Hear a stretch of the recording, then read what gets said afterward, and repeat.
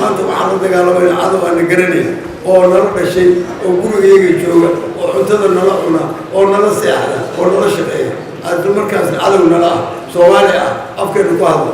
ma sahlana marka inaan u diyaar garowno ninka sanadka jecelahay wax sahlan ma laakiin sanadkiisu waxa ku boorinahay in la timaadaan khidadii iyo waarnimadii iyo qaabkii aan kula dagaalamay dadkaas aan ku fulino aad baan ku boorinahay waxaan leeyahay madaxweynaha dowladda federaalka Soomaaliyeed prime ministerka iyo wasiirka way ka go'an tahay daryeelka ciidankan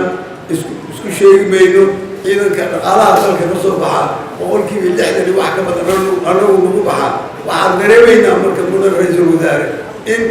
qaranka xilkii naga saaraa ee waajibaadkii aad gudateen waxaan u fadhinaa kaliya in annagana inuu tusno markii aan intaan loo guday inaan muujino kaalintii ugu jirtay ee xoreyno dalkan waxaana naga go'an sanadkan 2019 inaan qabanno wax weyn oo aad u ballaaran oo isku furno wadooyinka magaalada dalka Soomaaliya min Kismaayo ilaa iyo Galkacyo ilaa iyo